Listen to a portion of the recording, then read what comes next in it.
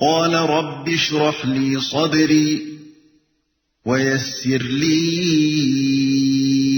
أمري واحلل عقدة من لساني يفقهوا قولي واجعل لي وزيرا من أهلي هارون أخي اشدد به أزري وأشركه في أمري كي نسبحك كثيرا ونذكرك كثيرا إنك كنت بنا بصيرا۔ موسیٰ نے عرض کیا، پروردگار میرا سینہ کھول دے اور میرے کام کو میرے لیے آسان کر دے اور میری زبان کی گرہ سلجھا دے تاکہ لوگ میری بات سمجھ سکیں، اور میرے لیے میرے اپنے کنبے سے ایک وزیر مقرر کر دے، ہارون جو میرا بھائی ہے، اس کے ذریعے سے میرا ہاتھ مضبوط کر اور اس کو میرے کام میں شریک کر دے تاکہ ہم خوب تیری پاکی بیان کریں اور خوب تیرا چرچا کریں۔ تو ہمیشہ ہمارے حال پر نگراں رہا ہے۔ میرا سینہ کھول دے، یعنی میرے دل میں اس منصب عظیم کو سنبھالنے کی ہمت پیدا کر دے اور میرا حوصلہ بڑھا دے، چونکہ یہ ایک بہت بڑا کام حضرت موسیٰ علیہ السلام کے سپرد کیا جا رہا تھا، جس کے لیے بڑے دل گردے کی ضرورت تھی۔ اس لیے آپ نے دعا کی کہ مجھے وہ صبر و ثبات، وہ تحمل اور بے خوفی، وہ عزم عطا کر جو اس کام کے لیے درکار ہے، تاکہ لوگ میری بات سمجھ سکیں۔ بائبل میں اس کی جو تشریح بیان ہوئی ہے وہ یہ ہے کہ حضرت موسیٰ علیہ السلام نے عرض کیا، اے خداوند میں فصیح نہیں ہوں، نہ پہلے ہی تھا اور نہ جب سے تو نے اپنے بندے سے کلام کیا، بلکہ رک رک کر بولتا ہوں اور میری زبان کند ہے۔ خروج باب 4 آیت 10۔ مگر تلمود میں اس کا ایک لمبا چوڑا قصہ بیان ہوا ہے۔ اس میں یہ ذکر ہے کہ بچپن میں جب حضرت موسیٰ علیہ السلام فرعون کے گھر پرورش پا رہے تھے، ایک روز انہوں نے فرعون کے سر کا تاج اتار کر اپنے سر پر رکھ لیا۔ اس پر یہ سوال پیدا ہوا کہ اس بچے نے یہ کام بالارادہ کیا ہے یا محض طفلانہ فعل ہے۔ آخر کار یہ تجویز کیا گیا کہ بچے کے سامنے سونا اور آگ دونوں ساتھ رکھے جائیں۔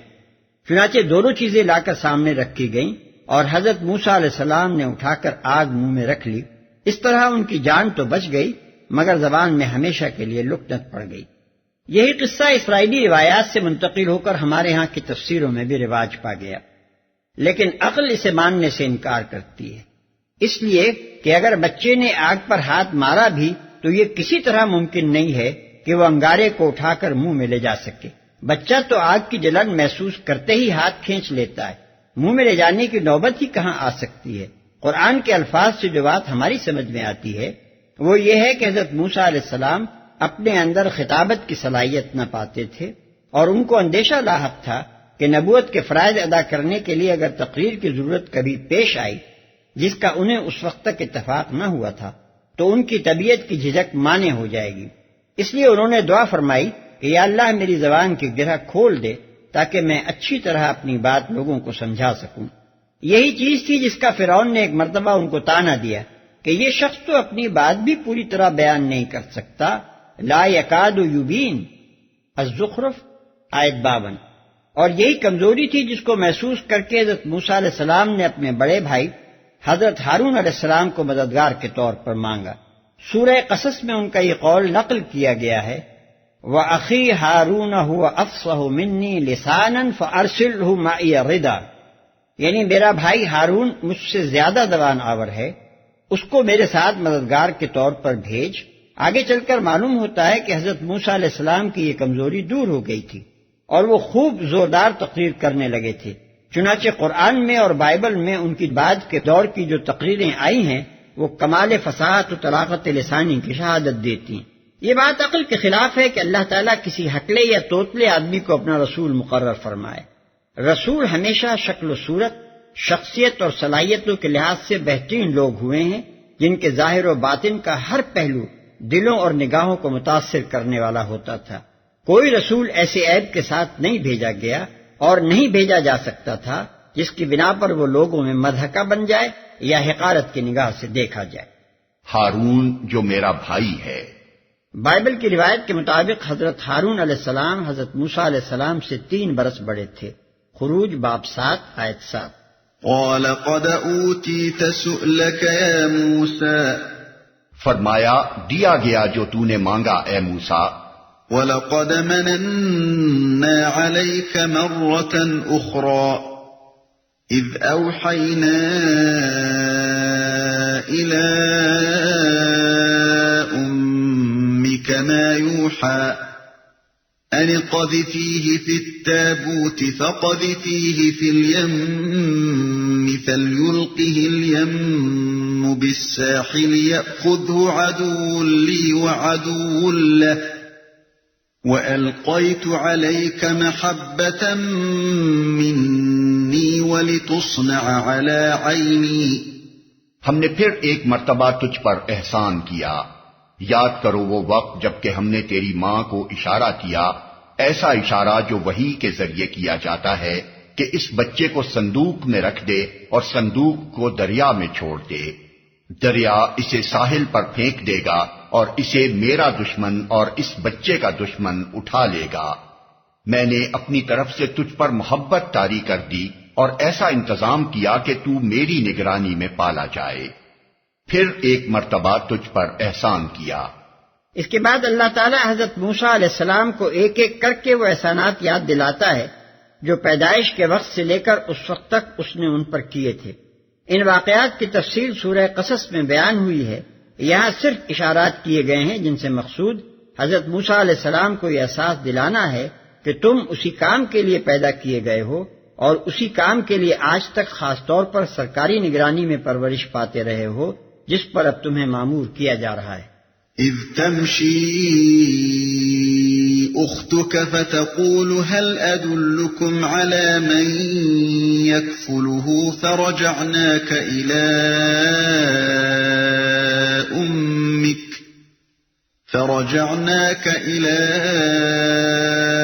امك كي تقر عينها ولا تحزن وقتلت نفسا فنجيناك من الغم وفتناك فتونا فلبثت سنين في أهل مدين ثم جئت على قدر يا موسى۔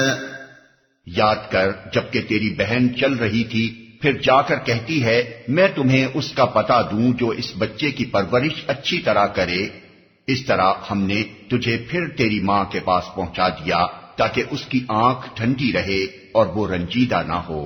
اور یہ بھی یاد کر کہ تو نے ایک شخص کو قتل کر دیا تھا، ہم نے تجھے اس پھندے سے نکالا اور تجھے مختلف آزمائشوں سے گزارا اور تو مدین کے لوگوں میں کئی سال ٹھہرا رہا، پھر اب ٹھیک اپنے وقت پر تو آ گیا ہے اے موسیٰ۔ وَاصْطَنَعْتُكَ لِنَفْسِي اذْهَبْ أَنْتَ وَأَخُوكَ بِآيَاتِي وَلَا تَنِيَا فِي ذِكْرِي۔ میں نے تجھ کو اپنے کام کا بنا لیا ہے، جا تو اور تیرا بھائی میری نشانیوں کے ساتھ، اور دیکھو تم میری یاد میں تقصیر نہ کرنا۔ اذهبا إلى فرعون إنه طغى فقولا له قولا لينا لعله يتذكر أو يخشى۔ جاؤ تم دونوں فرعون کے پاس کہ وہ سرکش ہو گیا ہے، اس سے نرمی سے بات کرنا، شاید کہ وہ نصیحت قبول کرے یا ڈر جائے۔ آدمی کے راہ راست پر آنے کی 2 ہی شکلیں ہیں، یا تو وہ تفہیم و تلقین سے مطمئن ہو کر صحیح راستہ اختیار کر لیتا ہے یا پھر برے انجام سے ڈر کر سیدھا ہو جاتا ہے۔ قالا ربنا اننا نخاف ان يفرط علينا او ان يطغى۔ دونوں نے عرض کیا پروردگار ہمیں اندیشہ ہے کہ وہ ہم پر زیادتی کرے گا یا پل پڑے گا۔ دونوں نے عرض کیا۔ معلوم ہوتا ہے کہ یہ اس وقت کی بات ہے جب حضرت موسیٰ علیہ السلام مصر پہنچ گئے اور حضرت ہارون علیہ السلام عملاً ان کے شریک کار ہو گئے۔ اس وقت فرعون کے پاس جانے سے پہلے دونوں نے اللہ تعالیٰ کے حضور یہ گزارش کی ہوگی۔ قال لا تخافا إنني معكما أسمع وأرى فأتياه فقولا إنا رسولا ربك فأرسل معنا بني إسرائيل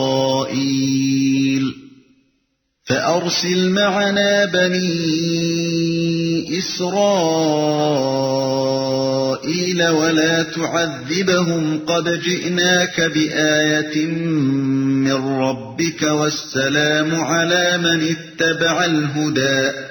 فرمایا ڈرو مت، میں تمہارے ساتھ ہوں، سب کچھ سن رہا ہوں اور دیکھ رہا ہوں. جاؤ اس کے پاس اور کہو کہ ہم تیرے رب کے فرستادے ہیں، بنی اسرائیل کو ہمارے ساتھ جانے کے لیے چھوڑ دے اور ان کو تکلیف نہ دے. ہم تیرے پاس تیرے رب کی نشانی لے کر آئے ہیں اور سلامتی ہے اس کے لیے جو راہ راست کی پیروی کرے.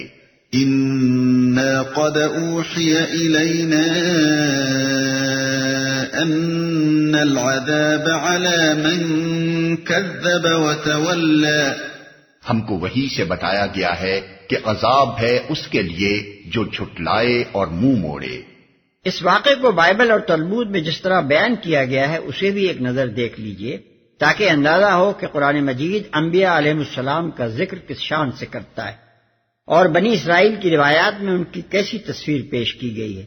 بائبل کا بیان ہے کہ پہلی مرتبہ جب خدا نے موسیٰ سے کہا کہ اب میں تجھے فرعون کے پاس بھیجتا ہوں کہ تو میری قوم بنی اسرائیل کو مصر سے نکال لائے، تو حضرت موسیٰ نے جواب میں کہا میں کون ہوں جو فرعون کے پاس جاؤں اور بنی اسرائیل کو مصر سے نکال لاؤں. پھر خدا نے حضرت موسیٰ کو بہت کچھ سمجھایا، ان کی ڈھارس بندھائی، معجزے عطا کیے، مگر حضرت موسیٰ نے پھر کہا تو یہی کہا کہ اے خداوند میں تیری منت کرتا ہوں کسی اور کے ہاتھ سے جسے تو چاہے یہ پیغام بھیج. خروج باب 4. تلمود کی روایت اس سے بھی چند قدم آگے جاتی ہے. اس کا بیان یہ ہے کہ اللہ تعالیٰ اور حضرت موسیٰ علیہ السلام کے درمیان 7 دن تک اسی بات پر رد و قد ہوتی رہی. اللہ کہتا رہا کہ نبی بن، مگر موسیٰ کہتے رہے کہ میری زبان ہی نہیں کھلتی تو میں نبی کیسے بن جاؤں. آخر اللہ میاں نے کہا میری خوشی یہ ہے کہ تو ہی نبی بن. اس پر حضرت موسیٰ علیہ السلام نے کہا کہ لوط کو بچانے کے لیے آپ نے فرشتے بھیجے. حاضرہ جب سارا کے گھر سے نکلی تو اس کے لیے 5 فرشتے بھیجے، اور اب اپنے خاص بچوں یعنی بنی اسرائیل کو مصر سے نکلوانے کے لیے آپ مجھے بھیج رہے ہیں. اس پر خدا ناراض ہو گیا اور اس نے رسالت میں ان کے ساتھ ہارون کو شریک کر دیا اور موسیٰ کی اولاد کو محروم کر کے کہانت کا منصب ہارون کی اولاد کو دے دیا. یہ کتابیں ہیں جن کے متعلق بے شرم لوگ کہتے ہیں کہ قرآن میں ان سے یہ قصے نقل کر لیے گئے. قال فمن ربكما يا موسى. فرعون نے کہا اچھا تو پھر تم دونوں کا رب کون ہے اے موسیٰ؟ فرعون نے کہا یہاں قصے کی ان تفصیلات کو چھوڑ دیا گیا ہے کہ حضرت موسیٰ علیہ السلام کس طرح فرعون کے پاس پہنچے اور کس طرح اپنی دعوت اس کے سامنے پیش کی. یہ تفصیلات سورہ اعراف رکوع 13 میں گزر چکی ہیں اور آگے سورہ شعراء رکوع 2 اور 3 اور سورہ قصص رکوع 4 اور سورہ نازعات رکوع 1 میں آنے والی. تم دونوں کا رب کون ہے اے موسیٰ؟ دونوں بھائیوں میں سے اصل صاحب دعوت چونکہ موسیٰ علیہ السلام تھے اس لیے فرعون نے انہی کو مخاطب کیا، اور ہو سکتا ہے کہ خطاب کا رخ ان کی طرف رکھنے سے اس کا مقصد یہ بھی ہو کہ وہ حضرت ہارون کی فصاحت و بلاغت کو میدان میں آنے کا موقع نہ دینا چاہتا ہو اور خطابت کے پہلو میں حضرت موسیٰ علیہ السلام کے ذوف سے فائدہ اٹھانا چاہتا ہو جس کا ذکر اس سے پہلے گزر چکا ہے. فرعون کے اس سوال کا منشا یہ تھا کہ تم دونوں کسے رب بنا بیٹھے ہو؟ مصر اور اہل مصر کا رب تو میں ہوں. سورہ نازعات میں اس کا یہ قول نقل کیا گیا ہے کہ انا ربکم الاعلی، یعنی اے اہل مصر تمہارا رب اعلی میں ہوں. سورہ زخرف میں وہ بڑے دربار کو مخاطب کر کے کہتا ہے یا قومی الیس لی ملک مصر وہذہ الانہار تجری من تحتی، یعنی اے قوم کیا مصر کی بادشاہی میری نہیں ہے اور یہ نہریں میرے نیچے نہیں بہ رہی ہیں. آیت 51. سورہ قصص میں وہ اپنے درباریوں کے سامنے یوں بنکارتا ہے یا ایھا الملأ ما علمت لکم من الہ غیری فاوقد لی یا حامان علی الطین فاجعل لی صرحا لعلی اطلع الی الہ موسیٰ. یعنی اے سرداران قوم، میں نہیں جانتا کہ میرے سوا تمہارا کوئی اور بھی الہ ہے۔ اے حامان، ذرا اینٹیں پکوا اور ایک بلند عمارت میرے لیے تیار کرا تاکہ میں ذرا اوپر چڑھ کر دیکھوں تو صحیح کہ یہ موسیٰ کسے الہ بنا رہا ہے۔ آیت 38۔ سورہ شعراء میں وہ حضرت موسیٰ علیہ السلام کو ڈانٹ کر کہتا ہے لَإِنِ اتَّخَذْتَ إِلَٰهًا غَيْرِي لَأَجْعَلَنَّكَ مِنَ الْمَسْجُونِينَ، یعنی اگر تو نے میرے سوا کسی کو الہ بنایا تو یاد رکھ کہ تجھے جیل بھیج دوں گا۔ آیت 29۔ اس کا یہ مطلب نہیں ہے کہ فرعون اپنی قوم کا واحد معبود تھا اور وہاں اس کے سوا کسی کی پرستش نہ ہوتی تھی۔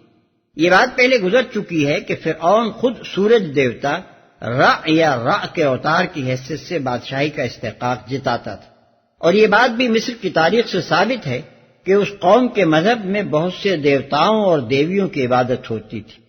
اس لیے فرعون کا دعویٰ واحد مرکز پرستش ہونے کا نہ تھا، بلکہ وہ عملاً مصر کی اور نظریے کے اعتبار سے دراصل پوری نوع انسانی کی سیاسی ربوبیت خداوندی کا مدعی تھا، اور یہ ماننے کے لیے تیار نہ تھا کہ اس کے اوپر کوئی دوسری ہستی فرما روا ہو جس کا نمائندہ آ کر اسے ایک حکم دے اور اس حکم کی اطاعت کا مطالبہ اس سے کرے۔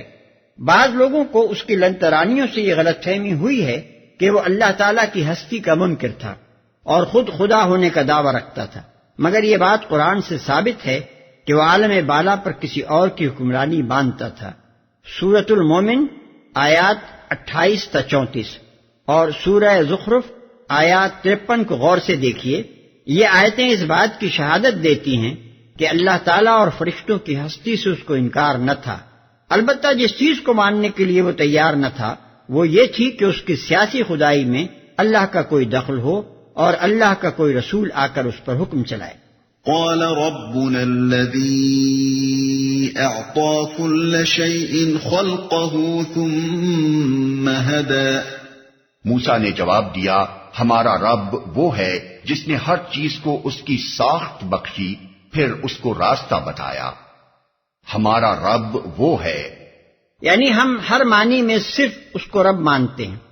پروردگار، آقا، مالک، حاکم، سب کچھ ہمارے نزدیک وہی ہے، کسی معنی میں بھی اس کے سوا کوئی دوسرا رب ہمیں تسلیم نہیں ہے۔ پھر اس کو راستہ بتایا، یعنی دنیا کی ہر شے جیسی کچھ بھی بنی ہوئی ہے اسی کے بنانے سے بنی ہے۔ ہر چیز کو جو بناوٹ، جو شکل و صورت، جو قوت و صلاحیت اور جو صفت و خاصیت حاصل ہے اسی کے عطیہ اور بخشش کی بدولت حاصل ہے۔ ہاتھ کو دنیا میں اپنا کام کرنے کے لیے جس ساخت کی ضرورت تھی وہ اس کو دی، اور پاؤں کو جو مناسب ترین ساخت درکار تھی وہ اس کو بخشی۔ انسان، حیوان، نباتات، جمادات، ہوا، پانی، روشنی، ہر ایک چیز کو اس نے وہ صورت خاص عطا کی ہے جو اسے کائنات میں اپنے حصے کا کام ٹھیک ٹھیک انجام دینے کے لیے مطلوب ہے۔ پھر اس نے ایسا نہیں کیا کہ ہر چیز کو اس کی مخصوص بناوٹ دے کر یوں ہی چھوڑ دیا ہو، بلکہ اس کے بعد وہی ان سب چیزوں کی رہنمائی بھی کرتا ہے۔ دنیا کی کوئی چیز ایسی نہیں ہے جسے اپنی ساخت سے کام لینے اور اپنے مقصد تخلیق کو پورا کرنے کا طریقہ اس نے نہ سکھایا ہو۔ کان کو سننا اور آنکھ کو دیکھنا اسی نے سکھایا ہے، مچھلی کو تیرنا اور چڑیا کو اڑنا اسی کی تعلیم سے آیا ہے، درخت کو پھل پھول دینے اور زمین کو نباتات اگانے کی ہدایت اسی نے دی ہے۔ غرض وہ ساری کائنات اور اس کی ہر چیز کا صرف خالق ہی نہیں، ہادی اور معلم بھی ہے۔ اس بے نظیر جامع و مختصر جملے میں حضرت موسیٰ علیہ السلام نے صرف یہی نہیں بتایا کہ ان کا رب کون ہے، بلکہ یہ بھی بتا دیا کہ وہ کیوں رب ہے اور کس لیے اس کے سوا کسی اور کو رب نہیں مانا جا سکتا۔ دعوے کے ساتھ اس کی دلیل بھی اسی چھوٹے سے فقرے میں آ گئی ہے۔ ظاہر ہے کہ جب فرعون اور اس کی رعایا کا ہر فرد اپنے وجود خاص کے لیے اللہ کا ممنون احسان ہے، اور جب ان میں سے کوئی ایک لمحے کے لیے زندہ تک نہیں رہ سکتا جب تک اس کا دل اور اس کے پھیپھڑے اور اس کا معدہ و جگر اللہ کی دی ہوئی ہدایت سے اپنا کام نہ کیے چلے جائیں، تو فرعون کا یہ دعویٰ کہ وہ لوگوں کا رب ہے اور لوگوں کا یہ ماننا کہ وہ واقعی ان کا رب ہے ایک حماقت اور ایک مذاق کے سوا کچھ نہیں ہو سکتا۔ مزید برآں اسی ذرا سے فقرے میں حضرت موسیٰ علیہ السلام نے اشارتاً رسالت کی دلیل بھی پیش کر دی جس کے ماننے سے فرعون کو انکار تھا۔ ان کی دلیل میں یہ اشارہ پایا جاتا ہے کہ خدا جو تمام کائنات کا ہادی ہے اور جو ہر چیز کو اس کی حالت اور ضرورت کے مطابق ہدایت دے رہا ہے، اس کے عالمگیر منصب ہدایت کا لازمی تقاضا یہ ہے کہ وہ انسان کی شعوری زندگی کے لیے بھی رہنمائی کا انتظام کرے، اور انسان کی شعوری زندگی کے لیے رہنمائی کی وہ شکل موزوں نہیں ہو سکتی جو مچھلی اور مرغی کی رہنمائی کے لیے موزوں ہے۔ اس کی موزوں ترین شکل یہ ہے کہ ایک ذی شعور انسان اس کی طرف سے انسانوں کی ہدایت پر مامور ہو اور وہ ان کی عقل و شعور کو اپیل کر کے انہیں سیدھا راستہ بتائے۔ قال فما بال القرون الأولى فرعون بولا، اور پہلے جو نسلیں گزر چکی ہیں ان کی پھر کیا حالت تھی؟ یعنی اگر بات یہی ہے کہ جس نے ہر چیز کو اس کی ساخت بخشی اور زندگی میں کام کرنے کا راستہ بتایا، اس کے سوا کوئی دوسرا رب نہیں ہے، تو یہ ہم سب کے باپ دادا جو 100 برس سے نسل در نسل دوسرے ارباب کی بندگی کرتے چلے آ رہے ہیں، ان کی تمہارے نزدیک کیا پوزیشن ہے؟ کیا وہ سب گمراہ تھے؟ کیا وہ سب عذاب کے مستحق تھے؟ کیا ان سب کی عقلیں ماری گئی تھیں؟ یہ تھا فرعون کے پاس حضرت موسیٰ علیہ السلام کی اس دلیل کا جواب۔ ہو سکتا ہے کہ یہ جواب اس نے بربنائے جہالت دیا ہو، اور ہو سکتا ہے کہ بربنائے شرارت، اور یہ بھی ممکن ہے کہ اس میں دونوں باتیں شامل ہوں، یعنی وہ خود بھی اس بات پر جھلا گیا ہو کہ اس مذہب سے ہمارے تمام بزرگوں کی گمراہی لازم آتی ہے، اور ساتھ ساتھ اس کا مقصد یہ بھی ہو کہ اپنے اہل دربار اور عام اہل مصر کے دلوں میں حضرت موسیٰ علیہ السلام کی دعوت کے خلاف ایک تعصب بھڑکا دے۔ اہل حق کی تبلیغ کے خلاف یہ ہتھ کنڈا ہمیشہ استعمال کیا جاتا رہا ہے اور جاہلوں کو مشتعل کرنے کے لیے بڑا مؤثر ثابت ہوا ہے، خصوصاً اس زمانے میں جبکہ قرآن کی یہ آیات نازل ہوئی ہیں۔ مکے میں نبی صلی اللہ علیہ وسلم کی دعوت کو نیچا دکھانے کے لیے سب سے زیادہ اسی ہتھ کنڈے سے کام لیا جا رہا تھا، اس لیے حضرت موسیٰ علیہ السلام کے مقابلے میں فرعون کی اس مکاری کا ذکر یہاں بالکل برمحل تھا۔ قال علمها عند ربي في كتاب لا يضل ربي ولا ينسى۔ موسیٰ نے کہا اس کا علم میرے رب کے پاس ایک نوشتے میں محفوظ ہے، میرا رب نہ چوکتا ہے نہ بھولتا ہے۔ یہ ایک نہایت ہی حکیمانہ جواب ہے جو حضرت موسیٰ علیہ السلام نے اس وقت دیا، اور اس سے حکمت تبلیغ کا ایک بہترین سبق حاصل ہوتا ہے۔ فرعون کا مقصد جیسا کہ اوپر بیان ہوا ہے، سامعین کے اور ان کے توسط سے پوری قوم کے دلوں میں تعصب کی آگ بھڑکانا تھا۔ اگر حضرت موسیٰ علیہ السلام کہتے کہ ہاں وہ سب جاہل اور گمراہ تھے اور سب کے سب جہنم کا ایندھن بنیں گے، تو چاہے یہ حق گوئی کا بڑا زبردست نمونہ ہوتا، مگر یہ جواب حضرت موسیٰ علیہ السلام کے بجائے فرعون کے مقصد کی زیادہ خدمت انجام دیتا۔ اس لیے آن جناب نے کمال دانائی کے ساتھ ایسا جواب دیا جو بجائے خود حق بھی تھا، اور ساتھ ساتھ اس نے فرعون کے زہریلے دانت بھی توڑ دیے۔ آپ نے فرمایا کہ وہ لوگ جیسے کچھ بھی تھے اپنا کام کر کے خدا کے ہاں جا چکے ہیں، میرے پاس ان کے اعمال اور ان کی نیتوں کو جاننے کا کوئی ذریعہ نہیں ہے کہ ان کے بارے میں کوئی حکم لگاؤں۔ ان کا پورا ریکارڈ اللہ کے پاس محفوظ ہے، ان کی ایک ایک حرکت اور اس کے محرکات کو خدا جانتا ہے، نہ خدا کی نگاہ سے کوئی چیز بچی رہ گئی ہے اور نہ اس کے حافظے سے کوئی شے محو ہوئی ہے۔ ان سے جو کچھ بھی معاملہ خدا کو کرنا ہے اس کو وہی جانتا ہے۔ مجھے اور تمہیں یہ فکر نہیں ہونی چاہیے کہ ان کا موقف کیا تھا اور ان کا انجام کیا ہوگا، ہمیں تو اس کی فکر ہونی چاہیے کہ ہمارا موقف کیا ہے اور ہمیں کس انجام سے دوچار ہونا ہے۔ الذي جعل لكم الأرض مهدا وسلك لكم فيها سبلا وأنزل من السماء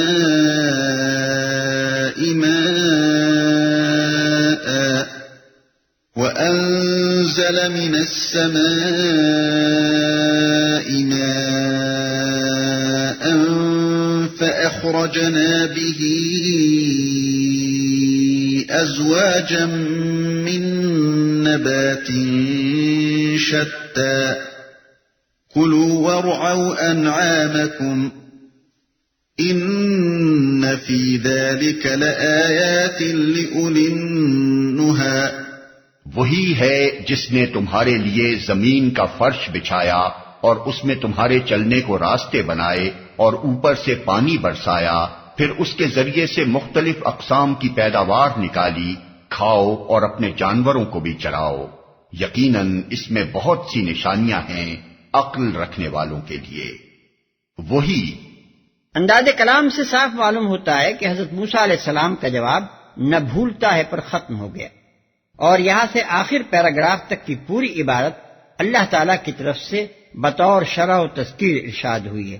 قرآن میں اس طرح کی مثالیں بکثرت موجود ہیں کہ کسی گزرے ہوئے یا آئندہ پیش آنے والے واقعے کو بیان کرتے ہوئے جب کسی شخص کا کوئی قول نقل کیا جاتا ہے تو اس کے بعد متصلاً چند فقرے وعظ و پند یا شرح و تفسیر یا تفصیل و توضیح کے طور پر مزید ارشاد فرمائے جاتے ہیں، اور صرف انداز کلام سے پتہ چل جاتا ہے کہ یہ اس شخص کا قول نہیں ہے جس کا پہلے ذکر ہو رہا تھا، بلکہ یہ اللہ تعالیٰ کا اپنا قول ہے۔ واضح رہے کہ اس عبارت کا تعلق صرف قریب کے فقرے میرا رب نہ چوکتا ہے نہ بھولتا ہے سے ہی نہیں ہے، بلکہ حضرت موسیٰ علیہ السلام کے پورے کلام سے ہے جو ربنا الذی اعطی کل شیء سے شروع ہوا ہے، یعنی ہمارا رب وہ ہے جس نے ہر چیز کو اس کی ساخت بخشی۔ عقل رکھنے والوں کے لیے، یعنی جو لوگ عقل سلیم سے کام لے کر جستجو حق کرنا چاہتے ہوں وہ ان نشانات کی مدد سے منزل حقیقت تک پہنچنے کا راستہ معلوم کر سکتے ہیں۔ یہ نشانات ان کو بتا دیں گے کہ اس کائنات کا ایک رب ہے اور ربوبیت ساری کی ساری اسی کی ہے، کسی دوسرے رب کے لیے یہاں کوئی گنجائش نہیں ہے۔